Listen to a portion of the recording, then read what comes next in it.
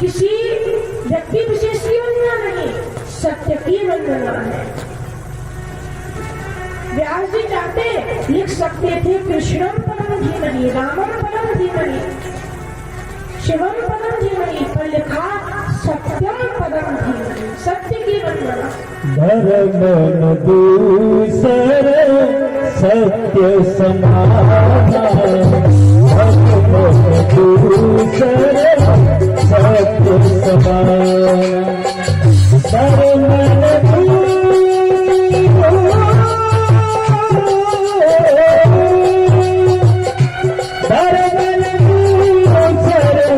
सत्य समान, आगो पुराण कथा, आगो पुराण कथा।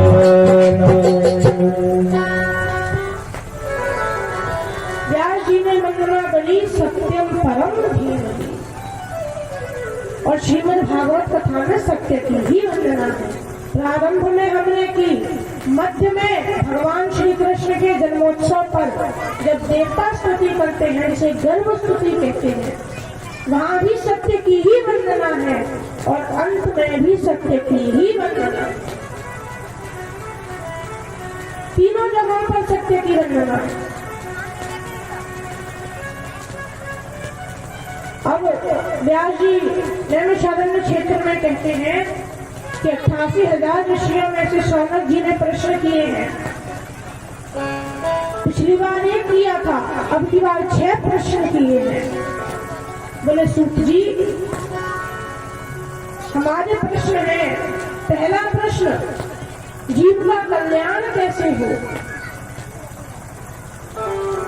क्योंकि जीव को पता ही नहीं है कि धर्म क्या है।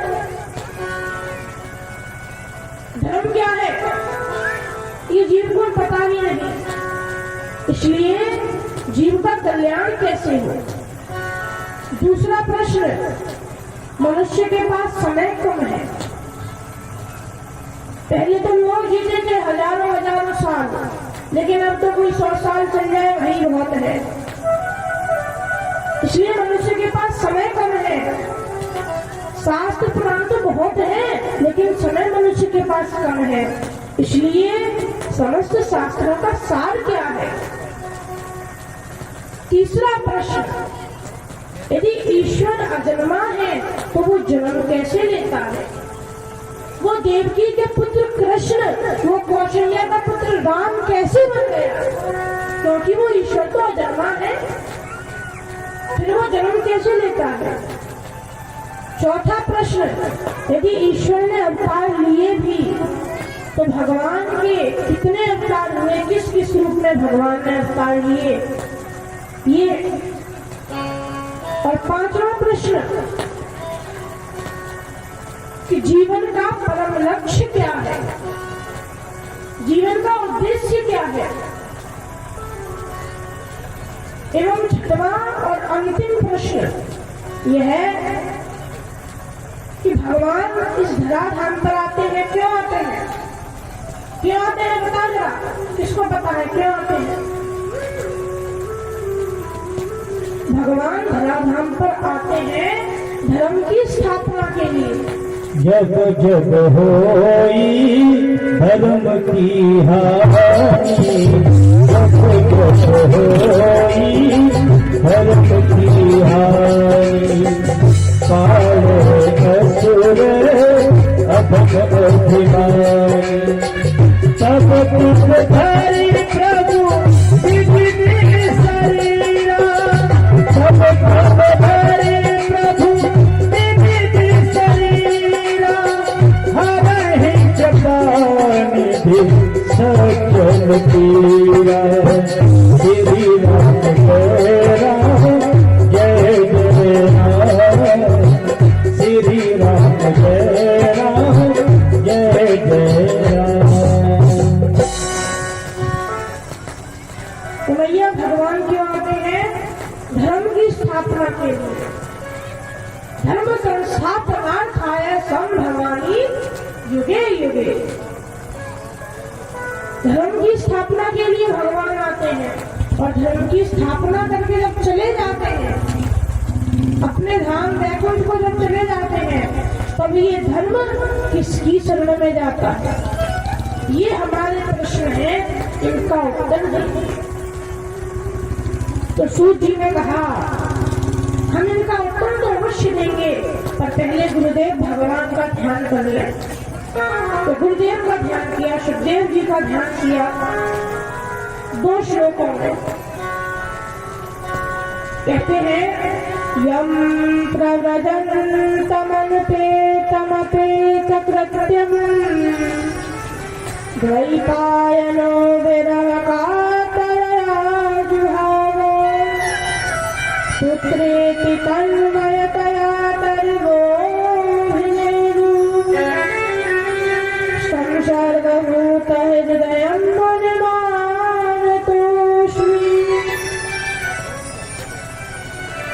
कहते हैं कि जन्म लेते ही प्रव्रजंत हो गए, वन में चले गए, एवं जिन्होंने यशान भाव कठिन श्रुतसार में का,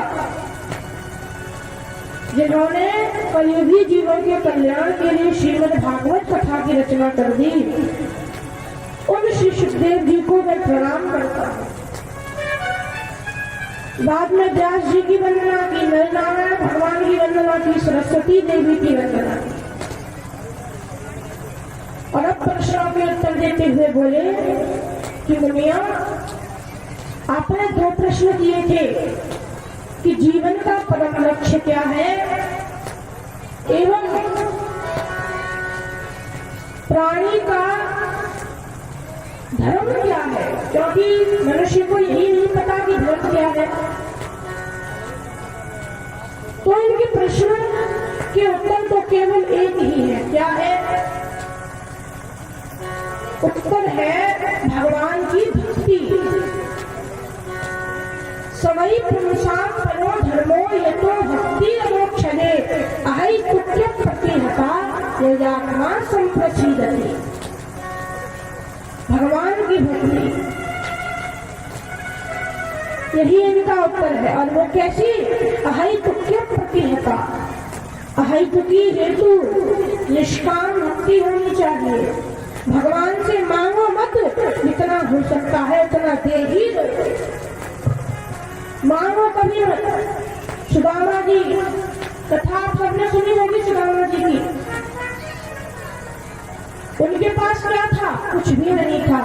क्या लाए थे? 3 मुट्ठी तंदुल चावल लाए थे, और वही उनकी संपत्ति थी, और वो भी उन्होंने भगवान को दे दी। मांगा कुछ नहीं, जो था वो दे ही दिया। इसलिए तुम भी कुछ मत मांगो, जो है वो देते ही रहो। देह धरे को यही फल भाई,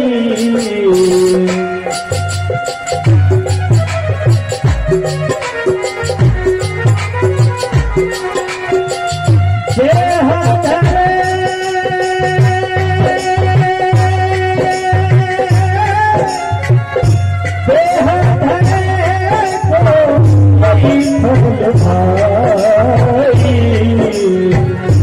भजिए राम सब काम तिहारी, भजिए राम सब काम तिहारी। तो मैया भगवान से कभी मांगो मत। हो सकता है भगवान ने सोच रखा हो आपको 10 लाख देने की, इस वक्त को मैं 10 लाख दूंगा, पर अब आप मंदिर में गए, पूजा करिए, भगवान से मांगा प्रभु जरा कहीं से 1 लाख की व्यवस्था करा दो, तो बताओ घाटे में कौन जाएगा? घाटे में तो आप ही जाओगे ना। भगवान तो आपको 10 लाख देना चाहते थे, पर आपने ही 1 लाख मांगा। अब 9 लाख के घाटे में चले गए। इसलिए भगवान से मांगो मत। आपका प्रश्न था कि ईश्वर अजन्मा है तो जन्म कैसे लेता है?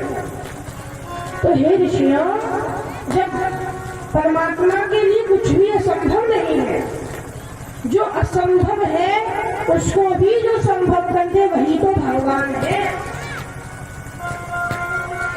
भगवान के लिए कुछ भी असंभव नहीं है।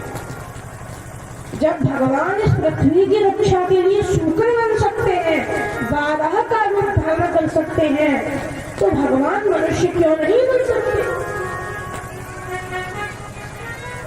भगवान मनुष्य क्यों नहीं बन सकते? उनके लिए कुछ भी कठिन नहीं है।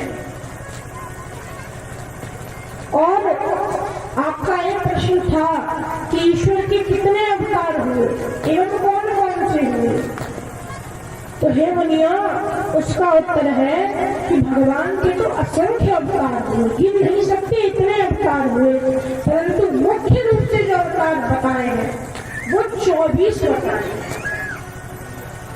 24, जिनमें से कोई आवेश अवतार, कोई ज्ञान अवतार, कोई कला अवतार, तो कोई पूर्ण अवतार है। कौन कौन से 24 है? पहला अवतार है सनकाद ऋषियों का, सनत, सनंदन, सनातन और सनत कुमार। दूसरा अवतार शूकर के रूप में वाराह भगवान का। तीसरा अवतार नारद जी के रूप में। चौथा अवतार नर नारायण के रूप में। पांचवा अवतार कपिल देव के रूप में। छठवां अवतार दत्तात्रेय के रूप में। सातवां अवतार भगवान ऋषभदेव के रूप में। आठवां अवतार यज्ञ नारायण के रूप में। नौवां अवतार पृथु के रूप में। 10वां अवतार मत्स्य के रूप में। 11वां अवतार कच्छप के रूप में। 12वां अवतार धन्वंतरी रूप में। 13वां अवतार मोहिनी रूप में। 14वां अवतार भगवान का वामन के रूप में हुआ। वामन भगवान की कथा तो आप सबने सुनी होगी। 15वां अवतार भगवान का नरसिंह के रूप में हुआ। नरसिंह भगवान की भी कथा सुनी होगी। 16वां अवतार भगवान का परशुराम जी के रूप में हुआ। 17वां अवतार वेद व्यास जी के रूप में हुआ। 18वां अवतार मर्यादा पुरुषोत्तम भगवान श्री राम के रूप में हुआ। और 19वां अवतार बलराम जी के रूप में हुआ। बलराम जी को भी भगवान का ही अवतार माना गया है। 20वां अवतार हमारे छह शरीर लटकट माखन चोर भगवान श्याम सुंदर श्री कृष्ण के रूप में हुआ। भगवान श्री राम का और भगवान श्री कृष्ण का ये जो अवतार है ये पूर्ण अवतार है। पूर्ण अंशों के साथ भगवान ने ये 2 अवतार लिए थे। 21वां अवतार भगवान का हंस, 22वां अवतार है ग्रीव, 23वां अवतार बुद्ध और 24वां अवतार कल्कि। 24वां जो अवतार है कल्कि के रूप में वो अभी भगवान का हुआ नहीं है। अभी कौन सा युग चल रहा है भैया? कलयुग चल रहा है। और इस कलयुग में अभी 5100 वर्ष बीते हैं। जब इस कलयुग के 800 वर्ष रह जाएंगे, 800 वर्ष, और टोटल इसकी आयु कितनी है? 4,32,000 वर्ष। अभी कितने बीते? 5100। और जब कितने रह जाएंगे? 800। तब भगवान का एक कल की अवतार होगा। कहाँ होगा? उत्तर प्रदेश में मुरादाबाद जिले में संभल नाम के गांव में विष्णु यशा नामक ब्राह्मण के घर भगवान का एक कल की अवतार। विष्णु यशा ब्राह्मण के घर भगवान का एक कल की अवतार। अभी ये हुआ नहीं है। इस प्रकार ये परमात्मा के 24 अवतार हैं। आपका प्रश्न था कि भगवान के स्वधाम गमन के पश्चात ये धर्म किसके शरण में जाता है? तो मुनियों, भगवान के स्वधाम गमन के पश्चात ये धर्म श्रीमद् भागवत कथा की शरण में जाता है। क्योंकि जब भगवान अपने स्वधाम जा रहे थे तब भगवान ने उद्धव जी को उपदेश दिया था, और उपदेश देते वक्त उन्होंने अपना श्री विग्रह इस श्रीमद् भागवत कथा के अंदर शब्द रूप में विराजमान कर दिया। तो उनके स्वधाम गमन के पश्चात ये धर्म श्रीमद् भागवत कथा की शरण में जाता है। एवं मुनियों, अब आपका कोई और प्रश्न हो तो बताएं। तो शौनक जी बोले, हे मुनिवर, आप श्रीमद् भागवत कथा तो सुना रहे हो, पर ये तो बता दो ये कथा किसने लिखी, क्यों लिखी, कैसे लिखी, कब लिखी, बता तो दो। तो कहते हैं, द्वापरे समनुप्राप्ते तृतीय युग कर रहे। चतुर्युगी के तृतीय युग द्वापर युग में पराशर नंदन भगवान श्री वेद व्यास जी एक बार सरस्वती नदी के किनारे बैठे हुए थे। कलियुगी जीवों के कल्याण का मन में विचार आया तो उन्होंने वेद की व्याख्या करी। पहले एक वेद था, उसकी व्याख्या करके कितने वेद बनाए? 4 वेद। कौन कौन से? ऋग्वेद, यजुर्वेद, सामवेद, अथर्ववेद, ये 4 वेद बनाए। पुराण लिखे, शास्त्र लिखे, उपनिषद लिखे, फिर भी मन को शांति ना मिली। बस यही विचार आता रहा कि कलियुगी जीवों का कल्याण कैसे होगा। तो एक बार की बात है, नारद जी इनके पास आए।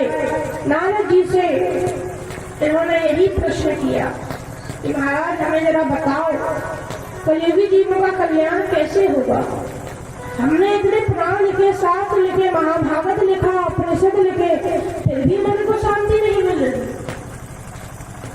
तो आप ही बता दो कि भगवान इन कलियुगी जीवों का कल्याण कैसे करेंगे। तो नारद जी बोले कि हे व्यास जी, आपने ये सब तो लिख दिया, परंतु अभी इन सबसे संत प्रसन्न नहीं हुए। संत किससे प्रसन्न होंगे? जब उन्हें भगवान की लीलाएं श्रवण करने को मिलेंगी। आज दूसरा ही दिन है, आपको इतना आनंद नहीं आ रहा होगा। जब 5वें दिन की कथा चलेगी ना, तब आप देखना हमारे कन्हैया की जब लीला चलेगी तब कितना आनंद आएगा। अभी तो दूसरा ही दिन है।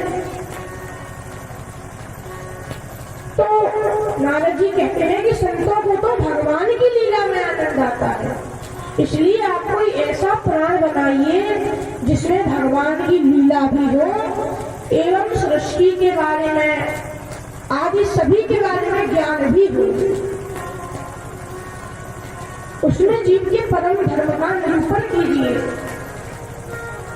क्योंकि जब संत प्रसन्न हो गए ना, तो ये समझ लो कि भगवान स्वयं प्रसन्न हो गए। मैं किसी और के ऊपर नहीं कह रहा हूँ, मैं अपने ही ऊपर कह रहा हूँ। मैं ब्रह्मा जी का पुत्र कैसे बना? किसी को पता है नारद जी ब्रह्मा जी के पुत्र कैसे बने? नारद जी के पूर्व जन्म में नारद जी कौन थे? किसी को पता है? नहीं पता हो तो जान लो। नारद जी स्वयं अपना पूर्व जन्म सुनाते हैं। कहते हैं, मैं पूर्व जन्म में एक दासी का पुत्र था। दासी का पुत्र जो कि बड़े बड़े सेठों के यहाँ काम करती थी। एक बार कुछ ब्राह्मण हमारे गांव में आए हुए थे, तो जो बड़े बड़े सेठ थे वो ब्राह्मण भक्त थे,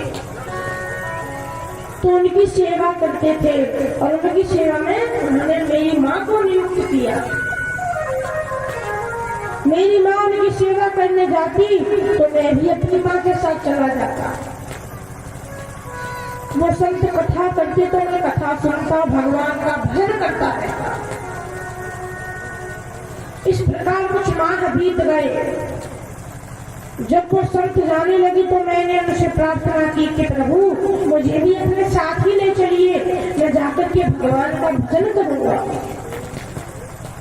तो संतों ने मना कर दिया, कहा तो अपनी माँ का इकलौता बेटा है, हम तुझे नहीं ले जाएंगे। अपनी माँ से आज्ञा ले ले, आज्ञा वो दे देगी तो हम ले जाएंगे, हमें कोई दिक्कत नहीं। तो नारद जी बोले कि व्यास जी मैंने माता से पूछा ही नहीं, क्योंकि मुझे पता था मैया तो कभी आज्ञा नहीं देगी, इसलिए पूछा ही नहीं। लेकिन मैंने संतों से कोई दूसरा उपाय पूछा, तो उन्होंने मुझे वस्त्र दे दिए, माला दे दी, मंत्र दे दिया। बोले कोई जरूरत नहीं है घर से बाहर निकलने की, भजन करना है तो घर में ही बैठकर भजन करो। जरूरी थोड़ी है कि घर छोड़कर के वन में जाओ, भजन तो कहीं भी हो सकता है, इसलिए घर में ही बैठकर भजन करो। तो मैं घर में ही बैठ करके भजन करने लगा, भगवान का नाम जपने लगा। धीरे धीरे धीरे मेरा हृदय शुद्ध होता गया। और व्यास जी एक बार की बात है, मेरी माँ गाय दोहन के बाद लौट रही थी, सायंकाल का वक्त था, अंधेरा हो गया था, तो जंगल का रास्ता कुछ दिख नहीं रहा था। मार्ग में एक सर्प पड़ा हुआ था, मेरी माँ का पैर उसके ऊपर रख गया और सर्प ने उसे काट लिया। मेरी माँ की मृत्यु हो गई। तो एक ने आकर के मुझे बताया, मैंने माँ का संस्कार किया और उसके बाद जिस ओर मैं संत गए थे वहां जाने लगा। परंतु संत कब के गए मुझे कहाँ मिलते। एक सरोवर के बगल में बैठ करके मैं वहीं भगवान का भजन करने लगा और अचानक मेरे मन में भगवान की छवि आ गई।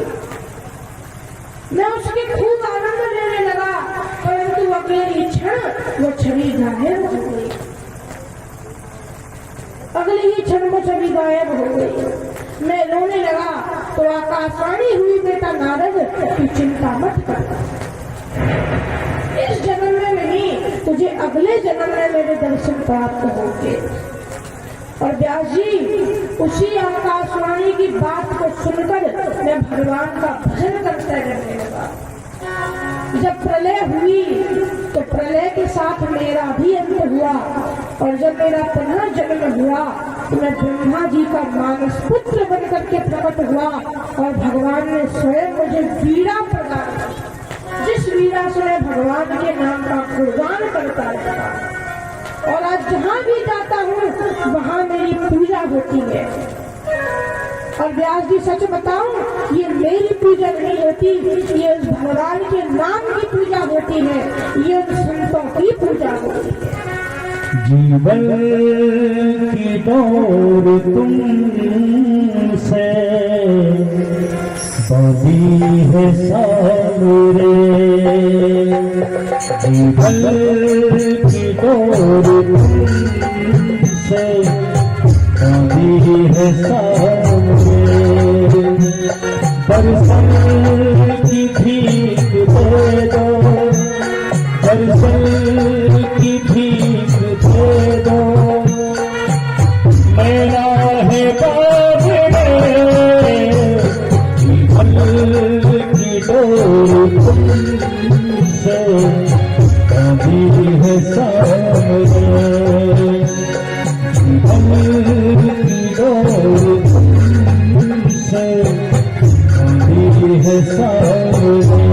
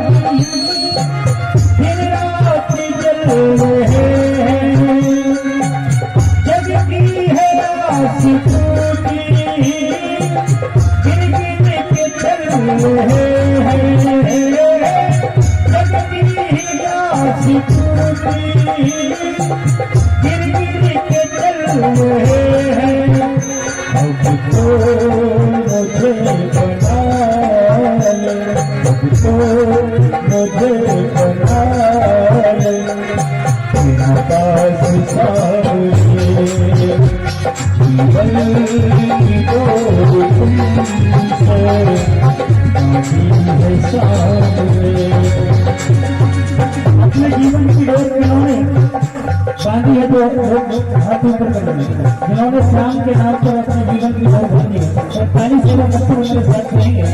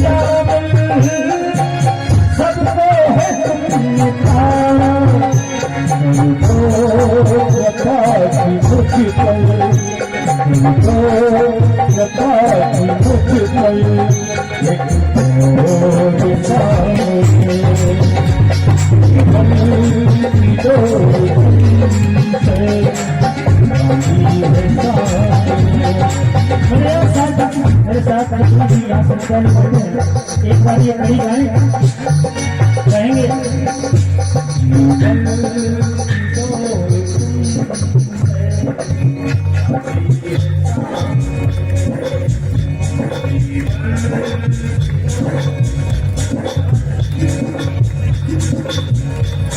दर्शन तो बाहर आ रही है लेकिन घर वाले नहीं बोलते हैं तो सब आगे आए मेरा मेरे साथ गाएं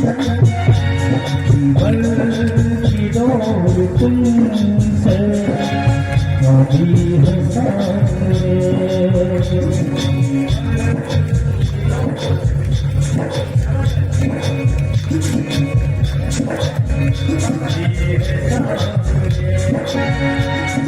लोग थोड़ा सा जोर नहीं लगा रहे, थोड़ा सा जोर लगा रहे, ऐसा लगता है आप बोलते हैं ना, थोड़ा सा लगता है जैसे घास पंछी में टकरा जाते हैं ना, ऐसे ऐसा नहीं।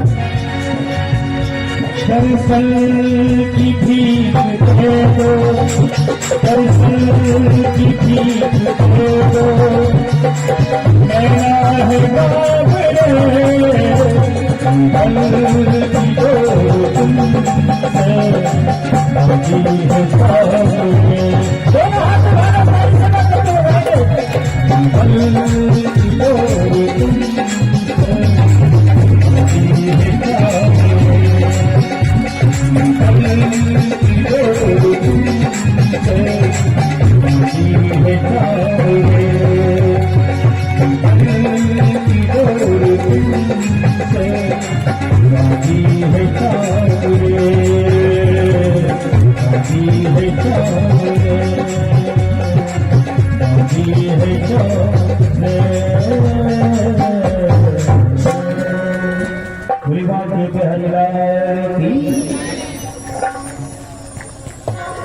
बोलिए श्री कृष्ण भगवान की। तो भैया नारद जी ने कहा कि आप ऐसे ही किसी पुराण की रचना कीजिए। तब व्यास जी ने सरस्वती नदी में स्नान किया एवं भगवान का ध्यान करके श्रीमद् भागवत कथा की रचना की। और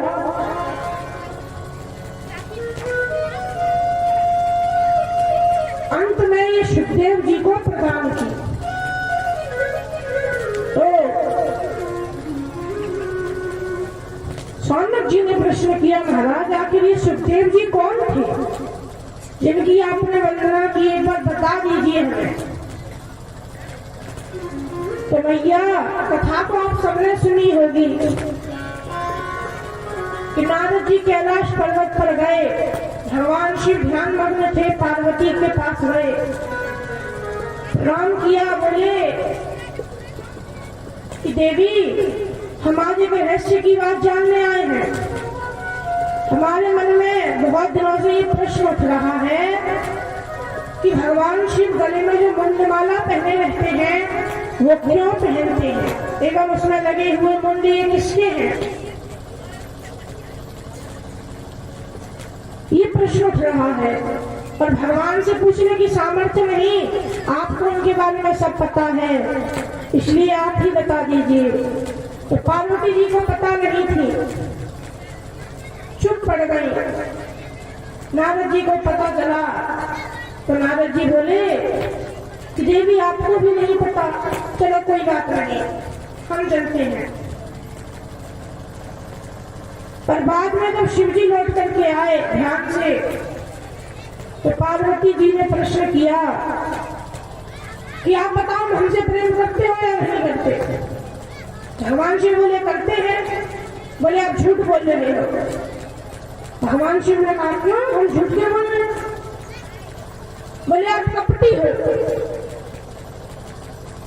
कपटी इसलिए क्योंकि आपने मुझे सब कुछ बताया, लेकिन हमेशा ये मुंडों की माला पहनते हो, ये क्यों पहनते हो, और इसमें लगे मुंड किसके हैं ये आपने आज तक मुझे बताया नहीं बताया। तो भगवान शिव बोले देवी कोई बात नहीं, तुम्हें जानना है तो जान लो। देवी ये मुंड ही तुम्हारे प्रेम के प्रतीक है, उदाहरण है। जब भी तुम भक्तों को आनंद देने के लिए एवं दुष्टों का संहार करने के लिए इस देह को त्यागती हो, दूसरा देह धारण करती हो, तब मैं तुम्हारे शरीर, उस शरीर के मुंड अपनी इस माला में पिरो लेता हूं। ये तुम्हारे प्रति प्रेम के ही उदाहरण है। देवी पार्वती बोली तो आप महाकपटी निकले। बोले वो कैसे। देवी पार्वती बोली वो ऐसे कि आपने कहा मैं जब दुष्टों का संहार करने के लिए शरीर बदलती हूँ, आप मेरे मन अपनी माला में पिरो लेते हो। इसका अर्थ ये हुआ कि मैं तो मरती रहती हूँ पर आप कभी मरते ही नहीं हो। ऐसी कौन सी गुटी पी रखी है? तो भगवान शिव ने कहा मैंने अमर कथा का पान किया है। तो पार्वती जी को पकड़ गई कि मुझे भी अमर कथा का पान करवाओ। तो भगवान शिव ने कहा ठीक है, हम कथा का पान करवाएंगे, परंतु तुम कथा के बीच में ओम शब्द का उच्चारण करते रहना ताकि हमें पता चलता रहे कि तुम कथा सुन रहे हो। भगवान शिव ने कहा ये स्थान कथा के लिए उचित नहीं है, कहीं और चलते हैं। तो भगवान शिव एक गुफा में आए। उस गुफा में सर्द हवाओं के चलने से एक अंडा था जो कि फूट गया था। भगवान शिव ने वहां को त्रिशूल फेंका जिससे वहां के सारे वनस्पति नष्ट हो गए, जितने जीव जंतु थे सब नष्ट हो गए, ताकि कोई अमर कथा ना सुन ले, क्योंकि जो अमर कथा सुन लेगा वो तो अमर हो जाएगा। वहां की सब चीज नष्ट हो गई, परंतु भगवान की कृपा ऐसी कि वो अंडा जो था फूटा हुआ वो नष्ट नहीं हुआ, वो नष्ट नहीं हुआ। भगवान शिव ने कथा प्रारंभ की। प्रथम दिवस की कथा ने विश्राम लिया तो वह फूटा अंडा जुड़ गया। जब दूसरे दिन की कथा ने विश्राम लिया, वो जुड़ा हुआ अंडा फिर टूट गया और अब की बात उसमें से एक तोता निकला। शुक्र निकला उसमें से। और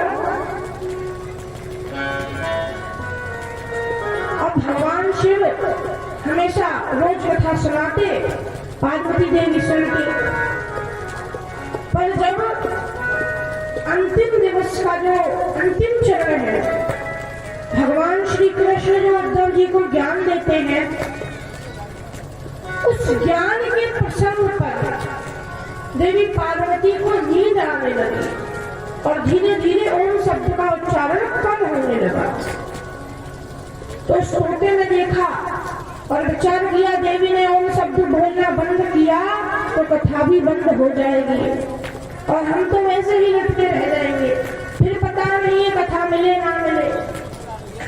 तो मैया तोते की एक आदत होती है कि जो तोता सुनता है वही बोलता है।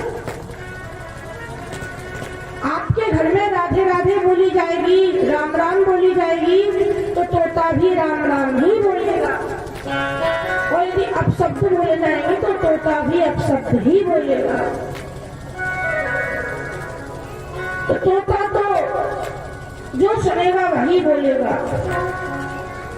इसलिए आप सभी एक बार भगवान का जयकारा लगा दो, बोलो राम राम सा। आवाज सुनने को निकलना नहीं, थोड़ी सी 100 ग्राम आवाज बढ़ा लो, बोलो राम राम सा। अभी थोड़ी बहुत तो आ गई, एक बार और प्रयास करके देख लेते हैं। पीछे क्यों जरा बोल लो, बोलो राम राम सा। राम राम सा।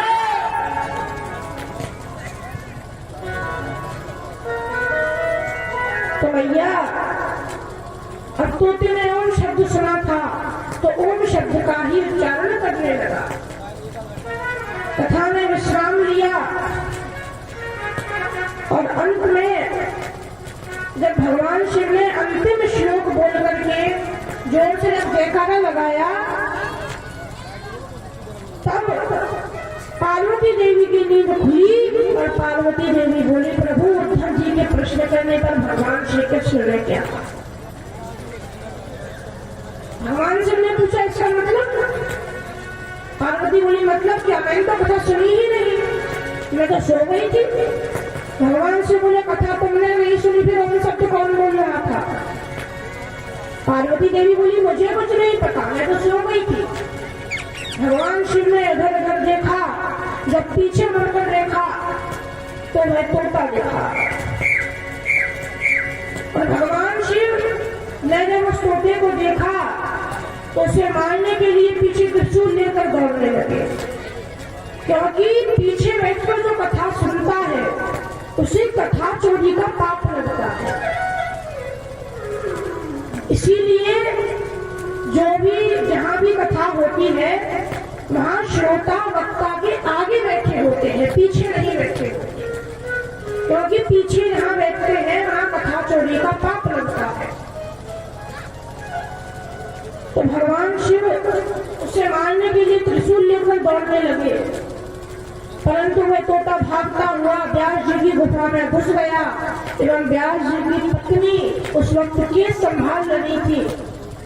अचानक जब भाई आई तो मुख खुला और मुख खुलते ही वो तोता मुख में घुस गया और गले के द्वार से होकर के वो गर्भ में जाकर स्थापित हो गया। भगवान शिव को जब वह ना दिखा तो हरी इच्छा मान करके लौट आए और 12 वर्ष बीत गए, परंतु फिर भी वो तोता गर्भ से बाहर न आया, परंतु वो गर्भ के अंदर ही बातें करता था। तो व्यास जी ने उससे कहा तुम बाहर आ जाओ, उसने मना कर दिया कि मैं बाहर आऊंगा तो भगवान की माया मुझे घेर लेगी। भूमि परति भाड़ा भर पाई,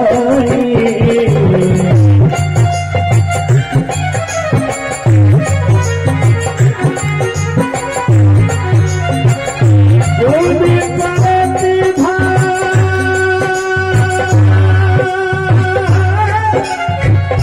भूमि परति भाड़ा भर पाई, जिंदगी भेना याद पानी, जिंदगी भेना याद पानी।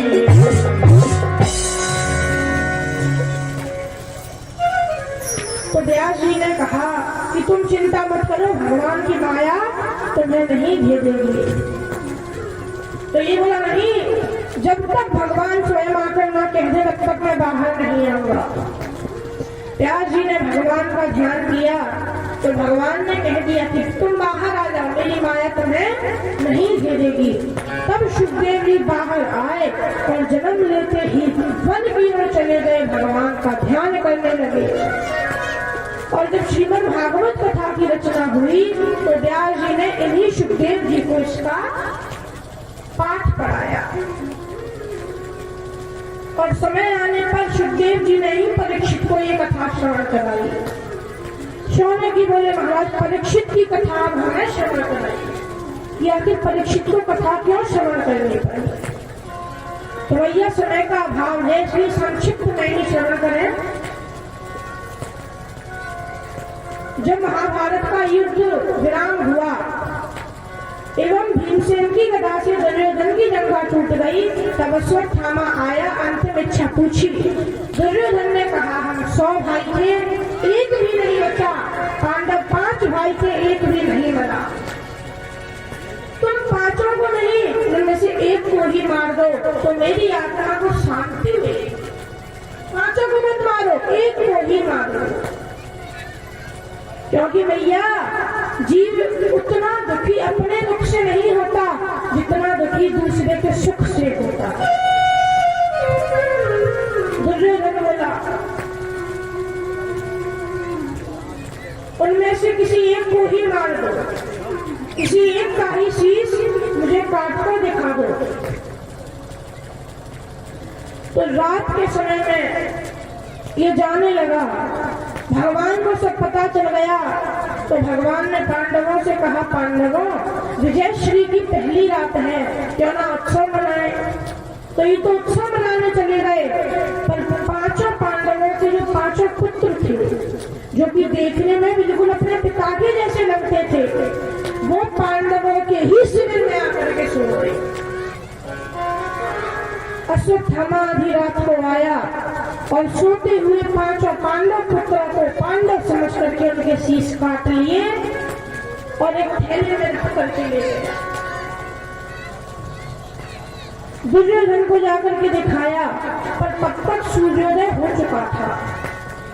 दुर्योधन ने जब गौर से देखा तो कहा, मूर्ख तूने ये क्या कर दिया? तूने हमें पानी देने वाला भी नहीं छोड़ा। मैं युधिष्ठिर को अच्छी तरह जानता था। बेशक हमने उसके साथ शत्रुता की, परंतु मुझे पता था वो अपने पुत्रों से हमारे लिए जल तो जरूर डलवाएगा, क्योंकि वो ऐसा नहीं है, वो धर्मात्मा राजा है। पर तूने तो हमारे पूरे कुल का ही नाश कर दिया। ये पांडव नहीं, पांडव पुत्र है। और जब ये सच्चाई अश्वत्थामा को पता चली तब वो खुद की रक्षा ढूंढने लगा कि मैं कहाँ जाकर छिप, क्योंकि पांडव जीवित हैं तो वो मुझे मार डालेंगे। और जब उधर पांडवों को पता चला, द्रौपदी चित्कार करने लगी। अर्जुन ने सांत्वना बधाई कि कल्याणी तुम रो, जिसने भी हमारे पुत्रों की हत्या की है मैं उसे तुम्हारे सामने ला करके मारूंगा, उसे तुम्हारे सामने ला करके मारूंगा, तुम बिल्कुल भी चिंता मत करो। तो अर्जुन भगवान श्री कृष्ण को सारथी बना करके गए, अश्वत्थामा से युद्ध किया। अश्वत्थामा ने ब्रह्मास्त्र छोड़ा, अर्जुन ने भी ब्रह्मास्त्र छोड़ा। जब दोनों ब्रह्मास्त्र आपस में टकराने की स्थिति पर आ गए तो व्यास जी प्रकट हुए और बोले, प्रभु आपको तो सब पता है, यदि दोनों ब्रह्मास्त्र आपस में टकराए तो प्रलय हो जाएगा, संसार में कोई भी नहीं बचेगा। तो भगवान ने अर्जुन से उसका ब्रह्मास्त्र वापस करने को कहा। अर्जुन ने अपना ब्रह्मास्त्र वापस ले लिया, पर अश्वत्थामा ये जानता नहीं था कि ब्रह्मास्त्र वापस कैसे लेते हैं। तो व्यास जी के कहने पर उसकी दिशा मोड़ दी। पर दिशा कहाँ मोड़ी? अभिमन्यु की पत्नी उत्तरा के गर्भ पर, क्योंकि पांडवों के पूरे वंश का विनाश हो चुका था, बस अब उत्तरा का पुत्र ही बचा था। तो अश्वत्थामा ने सोचा कि मुझे तो मरना ही है, क्यों ना साथ ही साथ उन पांडवों के वंश का ही नाश कर दूं। तो ये सोच करके बाण छोड़ा। और जब उत्तरा ने देखा तो भैया गर्भवती थी, इसलिए बचकर भाग तो ना पाई, परंतु जो गलती द्रौपदी ने की थी, अंत में भगवान को पुकारा था, वो गलती उत्तरा ने नहीं की। उत्तरा ने सबसे पहले भगवान को पुकारा कि प्रभु अब मेरी रक्षा आप ही कीजिए। बोली, पाहि पाहि महायोगिन देव देव जगतपते, नान्यं त्वद्भयं पश्ये यत्र मृत्यु परस्पर। मुझे अपनी चिंता नहीं, अपने पुत्र की चिंता है। आप मेरे पुत्र की रक्षा कीजिए।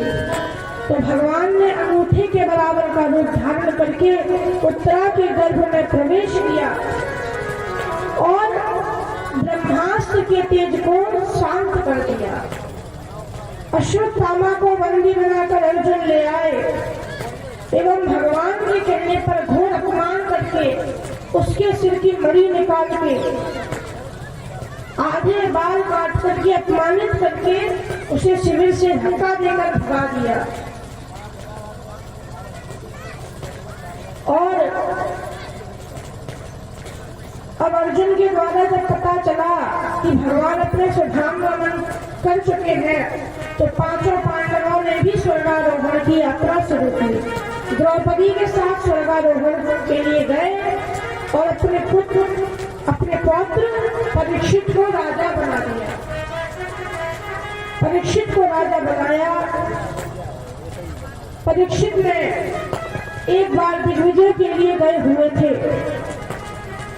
तो एक शूद्र एक बैल के पैर काटते हुए दिखा। उसके साथ में एक गाय थी जो रो रही थी। तो राजा परीक्षित से ये अपमान सहा न गया और उन्होंने शूद्र को मारने के लिए तलवार निकाल ली। और वो कोई शूद्र नहीं, स्वयं कली था। तलवार निकाली तो कली राजा परीक्षित के चरणों में आ गिरा। राजा परीक्षित ने शरण में आए हुए को ना मारा, उसे छोड़ दिया, पर कहा कि तू किसी के साथ भी ऐसा व्यवहार नहीं करेगा, मेरे राज्य में किसी के साथ ऐसा व्यवहार नहीं करेगा। तो कली ने कहा, महाराज आपका राज्य तो पूरी पृथ्वी में है, इसलिए आप ही मुझे कोई स्थान दे दीजिए। तो राजा परीक्षित ने स्थान दिया। बोले, द्यूतम पानम स्त्रिय सोना, जहाँ जुआ खेला जाता हो, जहाँ मदिरापान होता हो, जहाँ वैश्याओं का संग होता हो, एवं जहाँ जीवों को मारा जाता हो, हिंसा होती हो, वहां तू जाकर के रहे, वहां मैं तुझसे कुछ भी नहीं कहूंगा, तू वहां कुछ भी कर। तो कली को बोला, महाराज जैसी शकल देखी वैसे ही स्थान दे दिए। अरे मेरे अंदर एक बहुत अच्छा गुण है जो किसी युग में नहीं। बोले, क्या गुण है? गुण है यत् फलम नास्ति तपसा न योगेन समाधिना तत्फलम लभते सम्यक् लभते श्याम कीर्तन। क्या गुण है?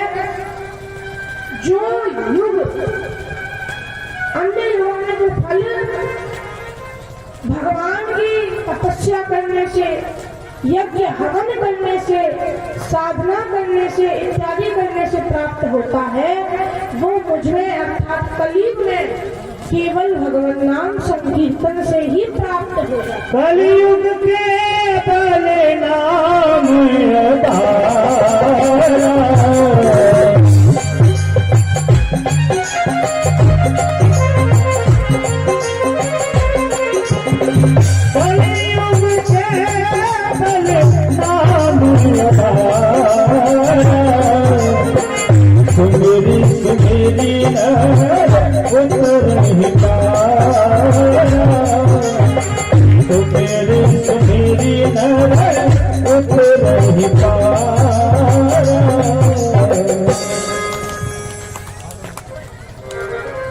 ये गुण राजा परीक्षित को अच्छा लगा।